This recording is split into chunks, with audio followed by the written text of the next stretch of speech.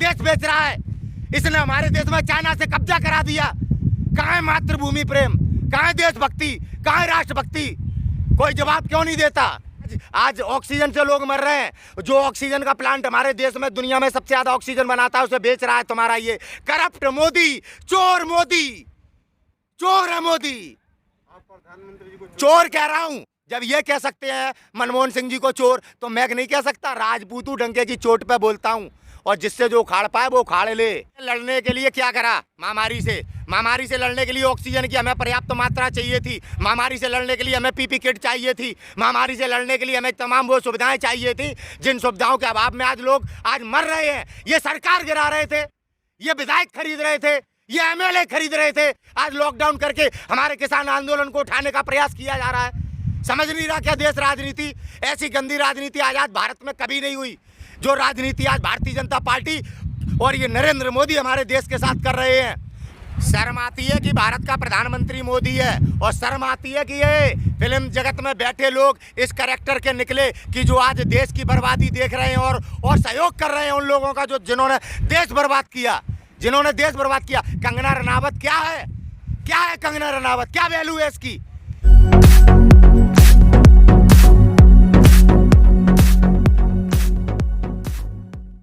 जिम्मेदार है पूरी तरीके से जो आज देश में महामारी का प्रकोप है।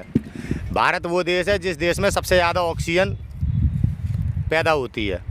आज उसी देश के पास ऑक्सीजन नहीं है। कारण क्या है? क्योंकि हमारे देश की सरकार का फेलियर है। दूसरी बात, अब बड़े तरह से हमारे देश में आजकल high court, supreme court corona को लेके बड़े परेशान हैं। जब ये महामारी ने हमारे देश में आगाज़ किया था और देश के विपक्ष के नेता राहुल गांधी जी ने भी आगाह किया था, तब दुर्भाग्यपूर्ण तरीके से कोर्ट ने कभी भी संज्ञान नहीं लिया। जब तबलीगी जमात के नाम पर इस देश में मुसलमानों के ऊपर सरकार अत्याचार कर रही थी, तब कोर्ट कहाँ था मेरे देश का?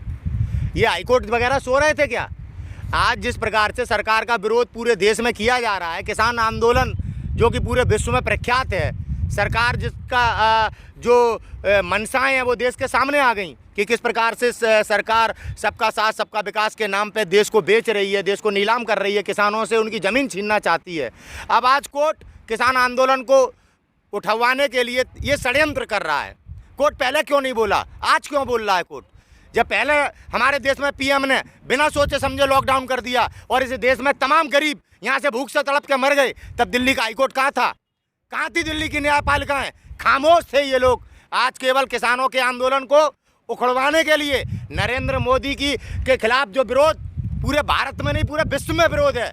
कोई देश आज नरेंद्र मोदी की नीति से खुश नहीं है, कोई देश।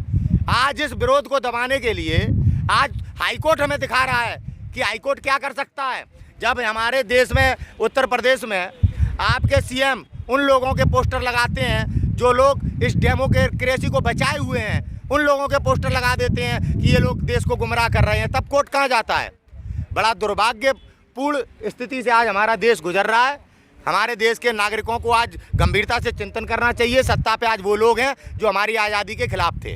उत्तर प्रदेश की जो सीएम है योगी आदित्यनाथ, वो तो बोल रहे हैं कि उत्तर प्रदेश में किसी भी प्रकार की कमी नहीं हुआ, ऑक्सीजन, बेड, हॉस्पिटल सब कुछ सही है। ये लोग भगवा धारण करके हमारे देश में हिंदुओं को गुमराह करके आज ये परिस्थितियां लाई हैं देश में कि शमशान घाट में आज लोग जलाने के लिए जगह नहीं है, ना कब्रिस्तान में। किस प्रकार से आज युवा बेरोजगार है, किस प्रकार से आज हमारे देश की बेटियां असुरक्षित हैं, उसके जिम्मेदार हैं आदित्यनाथ योगी जैसे नेता जो भगवा धारण करके ये नरसिंहानंद जैसे लोग। ये नहीं समझिए आप ये लोग किस प्रवृत्ति के हैं। 300 बच्चे ऑक्सीजन के अभाव में जब ये सीएम बना था तब गोरखपुर के हॉस्पिटल में मर गए थे और अभी भी कल या परसों में फिर मरे हैं। ये बातें देश नहीं चला सकती। देश चलाने के लिए विजन चाहिए, देश चलाने के लिए आदमी में कुछ होना चाहिए। जैसे मनमोहन सिंह जी थे, ठीक है, बातों से और इनके मंच पे भाषण देने से देश नहीं चलता है। विपक्ष में रह के नोट जीडीपी बड़ी आती थी इनको, विपक्ष में रह के बेरोजगारी दिखाई देती थी इनको, कानून व्यवस्था दिखाई देती थी इनको। आज सत्ता में बैठकर नरेंद्र मोदी खुद भ्रष्टाचार कर रहे हैं। नरेंद्र मोदी आज देश को किन परिस्थितियों में लेके आए हैं, अपने आप को बचाने के लिए नरेंद्र मोदी आज गरीबों का नरसंहार कर रहे हैं। ये दुखद है देश के लिए। ऐसा प्रधानमंत्री कभी देश को नहीं मिला जैसा आज हिंदुत्व के नाम पे देश ने चुना है। 300 जो बच्चे मरे थे तो वहाँ पर डॉक्टर कफील के ऊपर आरोप लगाया था कि उन्होंने ही उसकी कमी की वजह से मारा है, लेकिन जब वो डॉक्टर कफील कह रहे थे कि ऑक्सीजन की कमी है तो उस वक्त बात मान नहीं रहे थे। हाँ, तो वो सच्चाई डॉक्टर कपिल ने की थी। तो उनको किस प्रकार से आदित्यनाथ योगी ने झूठा मुकदमा लगा के बंद किया था। ये भी अपराधी है, 28 मुकदमे अपने माफ कराए हैं इसने। अजय विशिष्ट ने नाम बदल के आदित्यनाथ योगी बन गया, बहरूपिया है। ये समझना पड़ेगा देश के हिंदुओं को कि हमें बेवकूफ़ बनाया जा रहा है। हिंदुओं के देश को आज किन परिस्थितियों में ला दिया गया, समझना पड़ेगा देश के नागरिकों को कि किस तरह की गंदी राजनीति आज देश में की जा रही है, हिंदुत्व के नाम पे, धर्म के नाम पे। समझना पड़ेगा। आदित्यनाथ योगी ने सच कब बोला? आज भी हमारे उत्तर प्रदेश की कितनी बदहाली है। लॉकडाउन हमारे देश में समस्या का समाधान नहीं है। लॉकडाउन करके देश की अर्थव्यवस्था और बदहाल होगी। लॉकडाउन करने से गरीब मरेगा। लॉकडाउन केवल नरेंद्र मोदी को बचाने के लिए है, क्योंकि नरेंद्र मोदी की कुर्सी आज खतरे में है। नरेंद्र मोदी के खिलाफ आज देश में आक्रोश है। उस आक्रोश को इस महामारी के प्रचार के माध्यम से लोगों को डराकर धमकाकर आप नरेंद्र मोदी के प्रति आक्रोश को खत्म नहीं कर सकते। पहले विरोध था, अब नरेंद्र मोदी के विरोध में क्रांति है पूरे देश में। बच्चा बच्चा नरेंद्र मोदी से परेशान है, युवा परेशान, बिटियां परेशान, महिलाएं परेशान। अब कौन है नरेंद्र मोदी के सपोर्ट में? कुछ वो मुट्ठी भर लोग जिन्होंने अपने जमीर बेच रखे हैं, उद्योगपति, केवल वो उद्योगपति जो देश खरीद रहे हैं। आप बोल रहे हैं कि लॉकडाउन की जरूरत नहीं है, लेकिन जिन लोगों की जानें जा रही है उनकी जान कैसे बचाई जा सकती है? तो लॉकडाउन समस्या का समाधान है क्या? आपने लड़ने के लिए क्या करा? महामारी से लड़ने के लिए ऑक्सीजन की हमें पर्याप्त मात्रा चाहिए थी। महामारी से लड़ने के लिए हमें पीपी किट चाहिए थी। महामारी से लड़ने के लिए हमें तमाम वो सुविधाएं चाहिए थी जिन सुविधाओं के अभाव में आज लोग आज मर रहे हैं। ये सरकार गिरा रहे थे, ये विधायक खरीद रहे थे, ये एमएलए खरीद रहे थे। आज लॉकडाउन करके हमारे किसान आंदोलन को उठाने का प्रयास किया जा रहा है। समझ नहीं रहा क्या देश राजनीति? ऐसी गंदी राजनीति आज भारत में कभी नहीं हुई। जो राजनीति आज भारतीय जनता पार्टी और ये नरेंद्र मोदी हमारे देश के साथ कर रहे हैं। देशवासियों को देश बचाना होगा। आज कुछ गद्दार हमारे देश में किस प्रकार से आकार मचाए हुए हैं, ये जनता को समझना पड़ेगा। डर समस्या का समाधान नहीं है। डर समस्या का समाधान नहीं है। डर गुलाम बना देगा, याद रखना, डर गुलाम बना देगा। कोरोना से बचने के लिए प्रधानमंत्री ने पीएम केयर फंड खुलवाया था, तो उससे आप लोग को सुविधा नहीं मिल रहा क्या? प्रधानमंत्री ने पीएम केयर फंड अपने लिए हवाई जहाज खरीदने के लिए, अपने शौक मौज करने के लिए खुलवाया था। लोगों को धमकी देके चंदा लिया था। जैसे गुंडे हफ्ता वसूली करते हैं वैसे पीएम केयर फंड में हफ्ता वसूली की गई। वरना इस फंड को, इसको पीएम केयर फंड को खोलने की जरूरत नहीं थी। पहले से ही हमारे देश में प्रधानमंत्री के केयर फंड अवेलेबल था। ठीक है, इन्होंने अपना अलग से खोला और उसका आज आप कोई ब्यौरा नहीं ले सकता। 20,000 करोड़ रुपए दिए ना थे। अरे यार 20,000 करोड़ की क्या औकात है? उसमें आया तो बहुत सारा पैसा है। 20,000 करोड़ का 20 लाख करोड़ रुपए भी ने पैकेज भी तो घोषित किया था। कौन से देश के नागरिक को क्या मिल गया? कहते हैं 24 लाख मकान दिए गरीबों को। जो मोदी के साथ जिस बुढ़िया का फोटो लगाया उससे कोई मिला भी नहीं। पूरे सोशल मीडिया पे लोगों ने दिखाया कि ये झूठा फोटो लगाया है। ऐसे देश को गुमराह करता है देश का प्रधानमंत्री। पद की गरिमा को भी धो दिया। जो पीएम पद की गरिमा होती है, हमें शर्म आती है कि इस देश का प्रधानमंत्री झूठा है। इस देश का प्रधानमंत्री कैरेक्टरलेस है, जो बेटियों को छेड़ता है, जो महिलाओं को छेड़ता है मंच के माध्यम से। दीदी ओ दीदी, बेगम बना लो बहन को, बुरमुड़ा पहना दो अपनी बड़ी बहनों को। इस प्रकार की गंदी राजनीति मंच से करते हैं ये गुंडे जो आपके देश में आज बड़े बड़े पदों पे बैठे हैं, जिन्हें तुम पीएम और जिन्हें तुम गृह मंत्री कहते हो। ये सच है। अगर देश में सच बोलना जुर्म है तो इस देश में ये जुर्म होता रहेगा। आज देश का हाल बद से बदतर है, लेकिन इस हालत में भी कंगना रनौत जो है वो ट्विटर पर ट्रेंड करती है कि भारत कबीर पुत्र मोदी। उसके लिए क्या कहेंगे आप? शर्म आती है कि भारत का प्रधानमंत्री मोदी है, और शर्म आती है कि ये फिल्म जगत में बैठे लोग इस कैरेक्टर के निकले कि जो आज देश की बर्बादी देख रहे हैं और सहयोग कर रहे हैं उन लोगों का जिन्होंने देश बर्बाद किया। कंगना रनावत क्या है? कंगना रनावत क्या वैल्यू है इसकी? आप मेघा पाटकर जैसी समाज सेविका के ऊपर यूएपीए के मुकदमे लगाते हो, जिसने अपना पूरा जीवन हमारे देश के नागरिकों की सेवा में कर दिया, और जो अपना तन उसके लिए कपड़े उतारती है अपनी पॉपुलरिटी के लिए, उसे तुम लक्ष्मीबाई कहते हो और उसके ट्विटर ट्रेंड की बात करते हो। ये है भारत की सभ्यता, ये है भारत के संस्कार। आज देश में ऐसी मानसिकता के लोग आ गए हैं जो बेटियों के बलात्कारियों को बचाते हैं, जो बेटियों पर, महिलाओं पर हमला करते हैं, जो संविधान विरोधी हैं। आज उन लोगों के, आज वो लोग सत्ता पे हैं। देश बचाना पड़ेगा।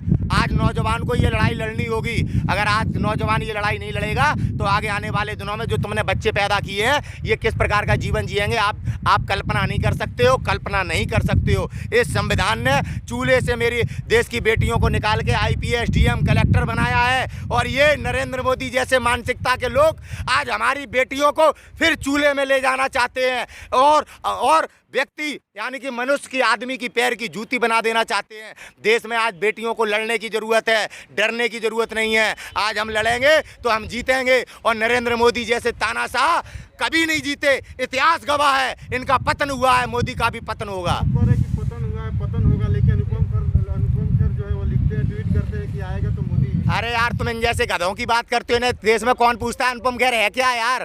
क्या है अनुपम खेर? उसकी बीवी उस पर हंसती है, आई समझ में?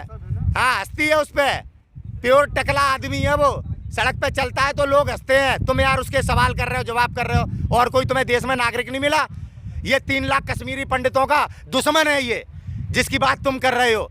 ऐसे लोगों की बात कर रहे हो तुम जो देश विरोधी हैं, जो आज हमारे देश में गरीबों की बात नहीं कर रहे, जो किसानों की बात नहीं कर रहे। अरे ये मोदी मोदी करने वाले वो जहरीले लोग हैं जिन्होंने पूरे देश को गुमराह किया, जिसके कारण तुमने सत्ता पे ऐसे अधर्मी को बैठाल दिया, जिसने देश का नाश कर दिया, जिसने देश तबाह कर दिया। केवल आंखों से देखने की जरूरत है। कुछ उद्योगपतियों के हाथों में देश देकर तुमको गुलाम बनाया जा रहा है।